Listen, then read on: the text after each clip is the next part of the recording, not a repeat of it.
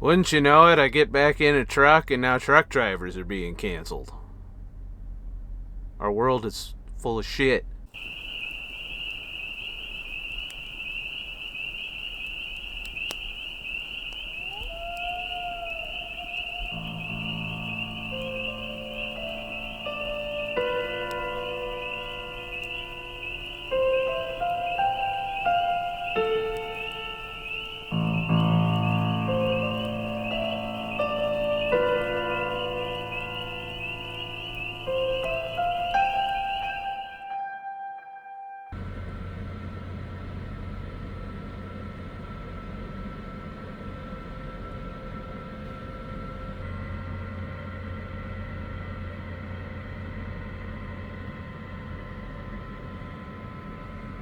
Well, where to begin? I'm sorry. I'm sorry I didn't get the podcast out. I'm sorry I didn't get any videos out, but it's been a crazy time period as I endeavored to get into this truck. I'm finally here.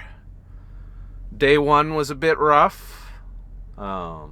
It's, but I'm back. I'm in the truck for at least 3 months pending my physical. The whole blood pressure thing. Which turned out to be, while I'm on the subject, it turned out to be a pile of shit. So after I got the 3-month extension from the doctor that did the physical, the company decided that wasn't good enough. So at the last second, I literally finished orientation, had to do all kinds of of that shit. I was ready to go. I was just waiting on the A-OK. The drug test was no problem, none of that. So I had no reason to think that I was going to be held up. Then the company says, "Oh, we need you to go to your doctor and get a attaboy that you're not going to have a fucking grabber while you're driving the fucking truck." So I'm like, but isn't that what the whole 3-month fucking thing was to allow me to do? Apparently, not good enough. Now, I don't know if you've looked around lately, but healthcare is a little bit of a pain in the ass to get, especially from the VA. So naturally, I went to the VA, and it was like a fucking 1984 nightmare. They had 4 layers of motherfuckers just to get you in the fucking building. And all I needed was a doctor to, check my blood pressure and go, "Hey, you're good to go." It would have took 10 minutes, if they applied themselves. Ended up taking me 3 hours, but it wasn't because I could go to my fucking healthcare provider. Why? Can you guess? Can you take a good whiff of the federal government at work?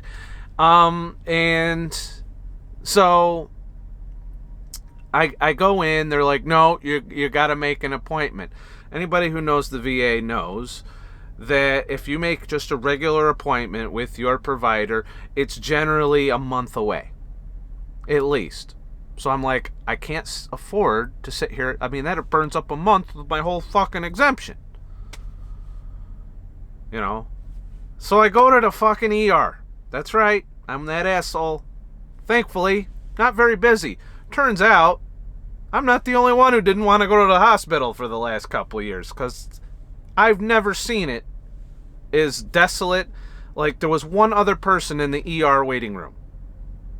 One other person. I mean, compare that to any other time I've ever gone to the ER. Nobody wanted to be in there. Nobody wanted to be in that hospital. Either they're afraid or they're pissed. One way or the other, nobody wanted to be in there. So you can tell they're, funding probably is a little lower now, which is why they're more than eager to suck me back into the fucking hamster wheel. They've been trying to get me for years. And they might almost get me. I don't know. We'll see.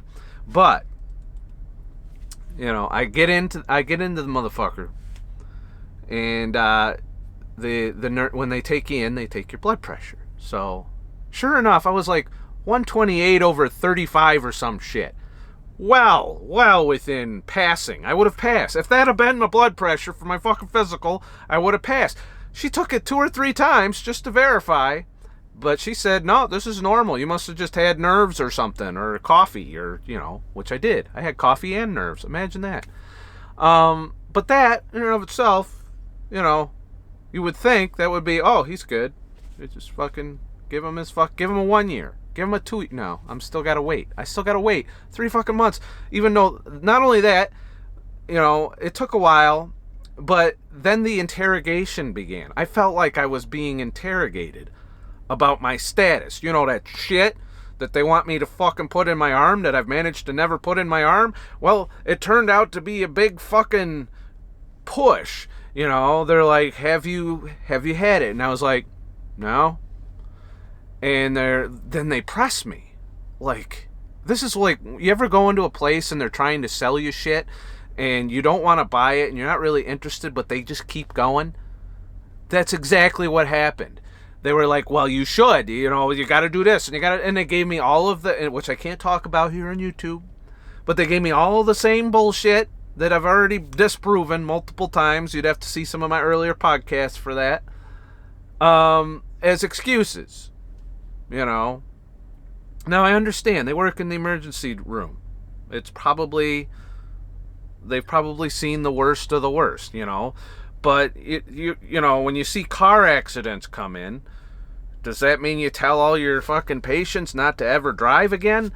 It's kind of in that similar vein. And, what really got me is they told me, you really should, because you're a truck driver and you're going to go out to all these places and spread.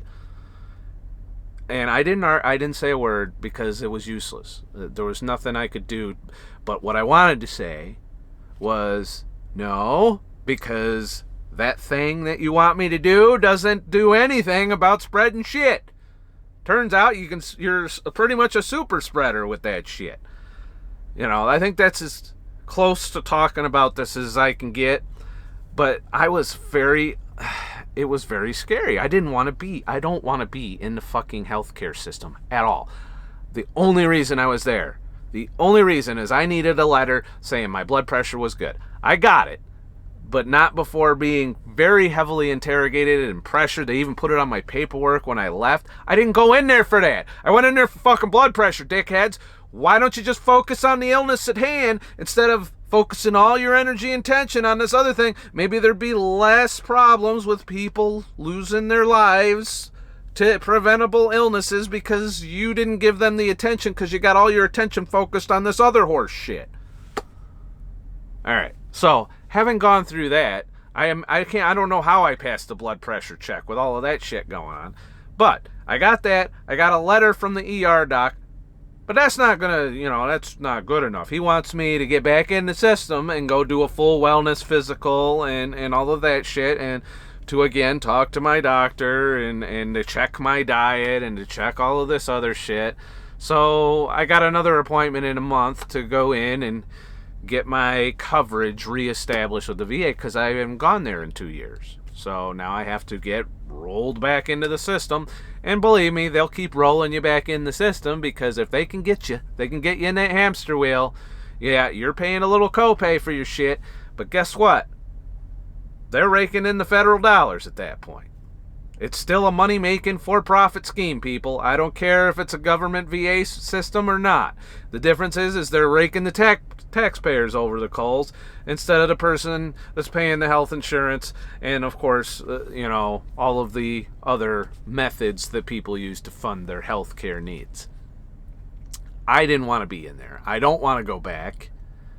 But I might have to play ball until I get past the 3 months if I want to stay in this fucking thing. So,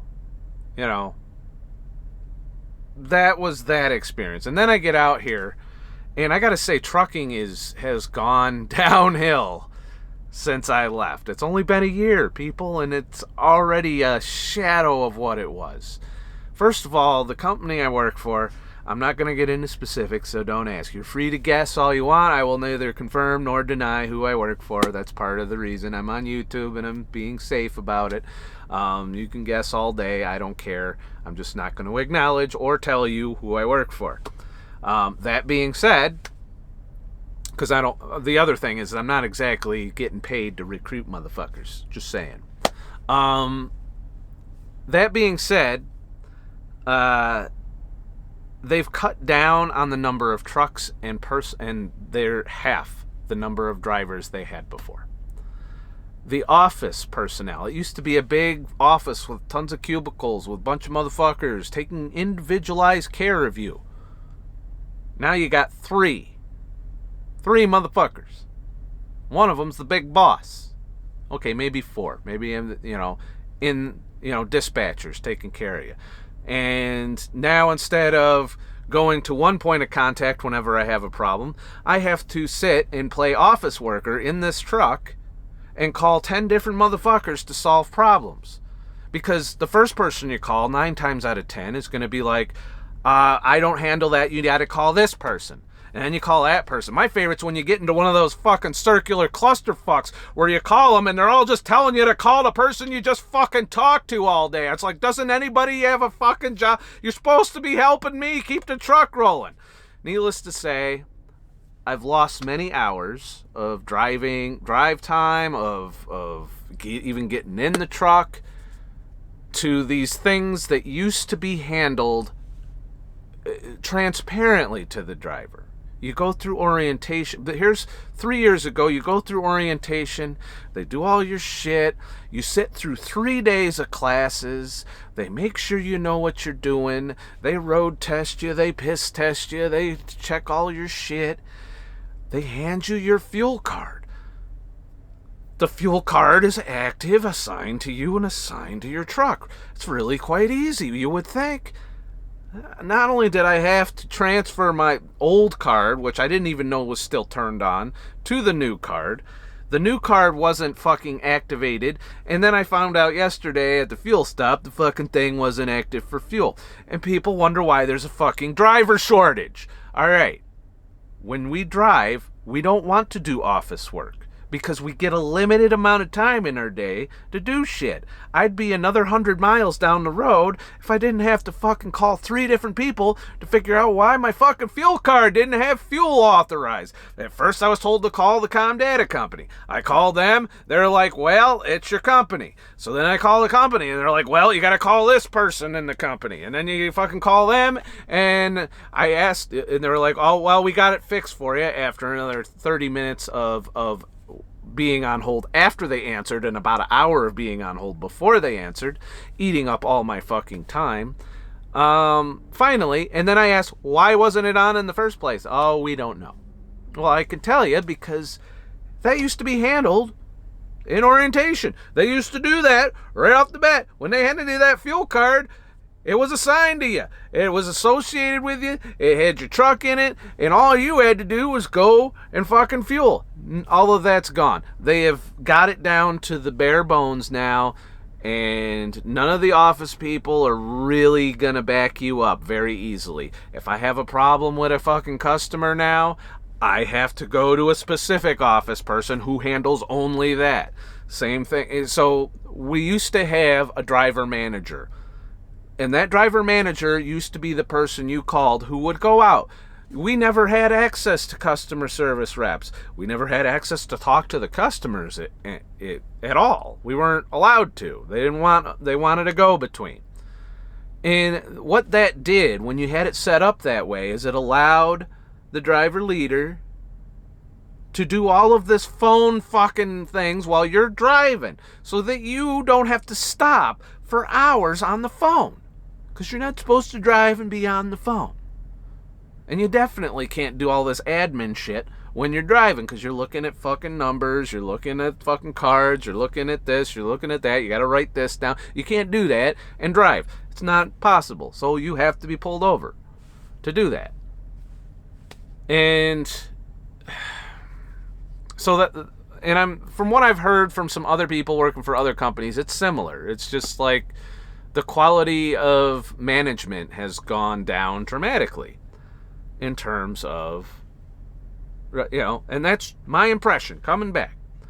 I generally, once I'm going, and if everything's going smooth, the fuel card works, the customer's all good, the trailer I'm looking for is where I want it, if everything's going smoothly, I never talk to the office. I don't call them. I don't want to talk to them. They might have to check on me after a few days, assuming nothing fucked up, to see if I'm still alive, other than looking at the computer and saying, well, yeah, he's still running. I don't want to talk to these people. So I was miserable. I didn't feel like making this video yesterday or doing a podcast or anything. I laid in bed, watched one YouTube video, and passed the fuck out at the end of my 14-hour day yesterday. So, you're going to have to bear with me for content. I'm sorry. It's just part of the growing pains of being in a truck again. And as far as the podcast, I'm still going to shoot for Tuesdays. It might be a little late this week, depending on when I have time to sit down and record it. So, I'm giving you a little bit of a longer video today to talk about a few things. There's some current event shit for those of you who sat through all the vlog shit and didn't flip away. So I'm here. I'm in the truck. The truck, I don't know if you see that. That's an indication of what shitty truck I'm in. I'm in an old-ass 2018. Well, it's old for what I was hoping to be. It's one of the reasons I come to the company I come to is they tend to give you newer trucks. Well, that's kind of fucked up with supply chains and shit. So it was either this truck or travel to get a truck that was a year newer, not brand new. I don't get brand new.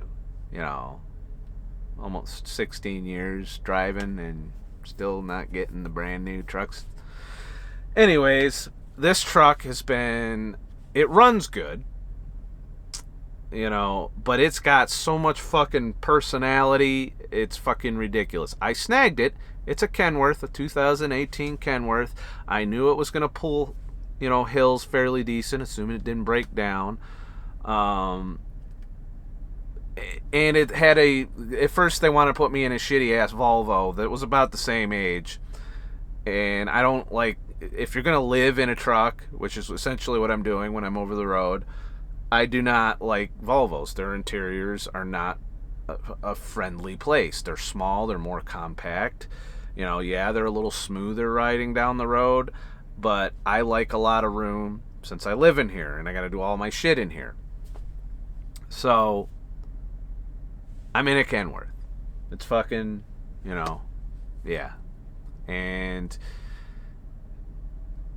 it's had some issues, but nothing, like the inverter doesn't work. So if I didn't have my Jackery, my 1000-watt Jackery, I would not have power to play with. I wouldn't be able to make my coffee. I wouldn't be able to do my fucking laptop, except if I go in a truck stop or something, which I try to avoid. It would have been a fucking nightmare had I not had that Jackery. That Jackery, the 1000-watt Jackery, is probably the best purchase I've ever made. My refrigerator is running off of it. Oh, by the way, I didn't get a refrigerator or microwave. Newer trucks all come with them, but this piece of shit had jack shit. And the inverter, this says 12.5 volts, which means if I plug shit into it, it's going to set off an alarm. Even though the battery's fine. The battery gauge says 14 volts when it's running and 13.5 when it's not. But for some reason, the inverter's a hunk of shit. This is actually the second time I've been in a truck that's like that, and it turns out that there's a battery somewhere that's probably running low, probably the one the fucking inverter's hooked to, that's been charged and discharged too many times and just needs to be fixed. So I'll try and get it fixed at some point, but we'll see how this 3 months goes. For now, I've got my Jackery plugged into the wall socket, and, it seems to be getting the job done. So that's to catch you up. I'm in Ohio, on my way to Missouri, and it's cold, but the roads are clear. There's snow on the ground everywhere because of that big storm that came across. But it's good to be out of, as much bitches as I'm doing about the trucking aspect. I feel better being out here. Being in places where masks are optional goes a long way. I've been into truck stops that nobody was wearing a mask in. I'm in Ohio. I haven't tested the waters here in Ohio. I'm about to go in a truck stop here soon and see, just how bad Ohio is or how good it is. with the coof shit. But it does feel a lot more free out here, and I was going stagnant. It's good to be living the nomadic life again. Now let's talk about that whole thing that's getting censored all over the place. You see, truckers have been fucking canceled. Did you know that? Let me tell you something about GoFundMe. Now, I've seen them do this shady shit before, but what they attempted to just do to the movement, and I gotta be careful here because this is getting canceled too, about a certain thing where a bunch of truckers is shut down up in, that other country that's in America that's north of here. I would say the name, but if I say truck and that and the same thing, who knows? But yeah, instead of compromising or meeting or joining in, a certain faction of the Canadian government and a certain very, very far to one side of the spectrum leaning tech industry have decided to work together to fuck that movement over. But I think they're failing to understand one thing. If you are looking at that thing going on up there in that other country north of us, if you're looking at that and through the lens of a certain political ideology and saying it's a bad thing and we need to cancel them, like GoFundMe just did, and not only that, they tried to steal from them. For those of you who aren't aware, there was $10 million that was raised through GoFundMe to fund, that thing that's going on up north. That where a bunch of trucks are in line together. You see, I'm really avoiding saying all of this shit because I'm just a little guy. They'll fucking stomp me like nothing. But they're funding that. And, it was $10 million, and that covers when you're in a truck and you're sitting, you're not making money, you're burning fuel. It costs money to sit in a truck or to even drive around, and Lord knows they drove around. Well, that's what that fund was for, is to cover all of those expenses. These are owner-operators. You're not allowed to just take a company truck and go do your thing with it. Most of the people in that thing up north, that was for free. Can I even say that anymore? I mean, what the fuck do you say on YouTube? But so not only did they freeze the account, they said they were going to take the money and donate it to charities of their choosing, instead of refunding it to the people who donated it, who wanted it to go to the truckers. Well, after a little bit of backlash, they backpedaled and said they're just going to refund everybody. But the fact remains, and we ain't going to forget this shit, that their first instinct was to try and steal the money and donate it to whatever their cause that they support is. I'm sorry, I know that there's people that are going to suffer, but I also will never donate to somebody through GoFundMe again. Whatever other means I can help somebody, whatever other fundraising site that isn't going to steal the money or cancel you because of political shit, by all means, all day. But this is, the third time GoFundMe stepped on people for political reasons? I think they need to go out of business. So if you're trying to raise money, don't do it through them. And if you're trying to donate, do not do it through them, because they're taking their cut. And the more you do that, the more it empowers it. Same thing happened with Patreon a while back, and they're still around, but they weren't doing as well as they were because a lot of people pulled out. Both people who donate to Patreon and YouTubers who use it. A lot of YouTubers I follow don't even bother with Patreon anymore. They got their own different ways of supporting them. So there's that. But yeah, GoFundMe, that was bullshit. And here's something that y'all on that other side of the aisle, from normal people need to think about when you're fucking trying to cancel truck drivers. First of all, you're already short. You're already walking in, and I've been there. I've looked in the stores. I've been around it a little bit now, too. And there are things that you can't get. There are things that are dwindling in supply. Cat food apparently is a big thing up in New York right now you can't get. Gee, I wonder why. It's one of them things that comes over the border pretty regularly, as I recall. So, yeah, there's not a lot to be had in terms of your shit. And now you're going to fuck over the people who bring you your shit. I hope you're ready to go get some shit when you run out of shit, because your cities will be... Okay, here's what happens when you cancel the truck driver. All they have to do is say, bye. All right, you don't want me? Fuck you. And they take the money they've saved up from being on the road, or they go and find another job, or they do something else, and the trucks all park, and you don't get your shit within 3 days. If you're in a big city, especially, your grocery stores will be empty. Hope you're stocked up. And then all your plastic shit, that'll slowly ebb away, and you'll be able to go into the store, and there'll still be shit on the shelves, but it's all the shit that no one really buys, that's been sitting there for years. And no one's still going to buy it because this is all preceding a large economic collapse that's going to happen.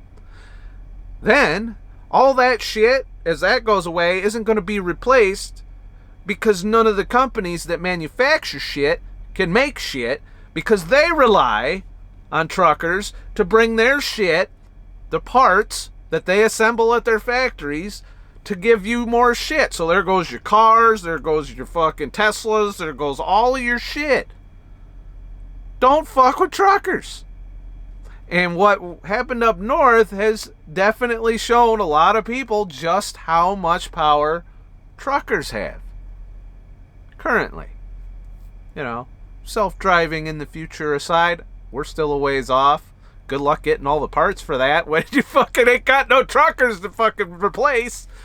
So, unless you want to go back to pre-trucking industrial era where everything came on a train and then you had to cart it off with your little car or your little Uber or your little van, and gig economy workers maybe bringing shit from the rail yard to you, but that ain't gonna fucking make up for the amount of trucks we had on the road keeping your stores going and keeping your shit coming to your door from Amazon. There's a number of things I've looked at on Amazon that I would buy that aren't available yet. You can pre-order the shit out of them, but you can't get them. So all you elites, all you lefties who like to go and sip your fucking soy lattes at the vegan cafe and sit there and talk shit about truckers because all they want is their freedom. Oh, there I said it, the F word. That's the most bannable word in social media right now, isn't it? You might want to think twice about that. Because if we stop doing what we do, you're fucked. And it's a lesson that certain people are choosing to learn the hard way. You can't silence us just by shutting us off social media, deleting us off Facebook, or fucking kicking us off of fundraising platforms. Alright? We're used to being all outside the loop on all of that. Some of us have been out here a long time. We know what it was like when you had a flip phone and a fucking MapQuest was the, or some shit, directions. I mean, how do you expect to accomplish that? If you alienate us and remove us from society and take away our voice, all we got to do is park. That's all we got to do. And walk away. And if you thought 80,000 drivers was a shortage, imagine if we all just fucking left. And at some point, you guys are going to push us too far, and that's exactly what's going to happen. And these punks coming out of the universities, you think they're going to hop in here and do this? No. You think the border that's overflowing right now, you think all of those people are going to be able to jump in here and do this? Not for a while. Maybe sometime down the road. But there's going to be a huge collapse between the time before all of the cheap labor that's coming over the border right now gets put in place. Guess what? There's going to be a period of time where everything just falls apart. And I think we're too close to the edge for that to allow that to happen. I mean, things could go bad. So leave us the fuck alone. I guess it might be my advice. You know, whatever you think of us, you know, there's been some stereotypes thrown our way by the Canadian government and a few others in media, and particularly some of the media from the left coast. You might want to think about what the hell you're doing. You know, there's already truckers who won't deliver to those places. I try to avoid it every way I can that I can get away with. But that being said, you know, don't shit where you eat, and if the trucks aren't rolling, you're not eating, all right? Unless you live on a farm or on some fucking homestead that's self-sufficient with 100% green energy fucking shit out of Greta Thunberg's ass. That's the only point where maybe you can survive without us. And even then, you still need supplies trucked in every now and then. Unless you're going full primitive, which, good luck doing that in Canada. You know, let alone even the northern U.S. Probably freeze to death. So that's my thoughts on the thing going on up north. I hope they hold the line, that they don't cave, and that they win their freedom back. As far as here in the United States, some states are free. A few states are very unfree right now. New York is one of them, and it feels fucking great to escape from New York. So, that's my thoughts on that. Don't cancel truckers. We're the wrong motherfuckers to be fucking with. Telling you. I know how easy it is to hop in and out of this thing, and push came to shove, the federal government overstepped, I'd just leave. That's all it really takes. I wouldn't even need to go park on Biden's lawn or any of that. Like, there is one being planned, which I can't participate in because this isn't my truck. I don't own it. But I can leave. I can go home anytime. You know? In fact, that's kind of my business plan as far as stay in the industry, pile up some dough, and then take significant time off and casual driving. That's the other thing that the company I work for does give us an option. After a while, I can go back to casual, which is once a month I come in, run a couple runs, and then I can call it another month.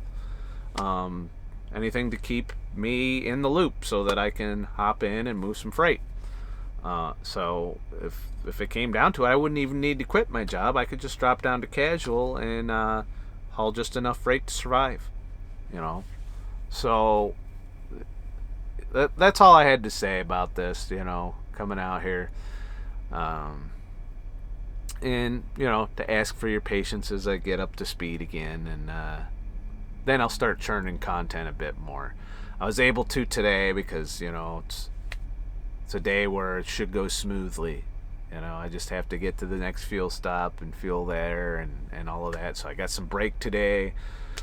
You know, that's it. If you like my content and you want me to do more videos, specifically from videos from the road, please head to ScottTheTruckDriver.com, sign up for my free email list, and while you're there, you can support the channel by throwing a tip in the virtual tip jar, or buying some music, or buying some podcasts. I am working on another musical release coming soon. It takes a while to put out music and to get the right group of songs together, and it's a thing. And it's kind of a hobby, so, you know, is what it is there. But I'll be releasing some more music. Though I'm thinking of doing driving videos to where I play my music for you, but instead of doing the, you know, computer generated shit that I usually do, maybe just show you the country a bit as I travel, and film some things and make some music videos for that. I don't know. It's an idea. I'll give it a try. See if it flies. That way, even if you don't like my music, at least you can kind of see where I am and what I'm doing as far as driving goes.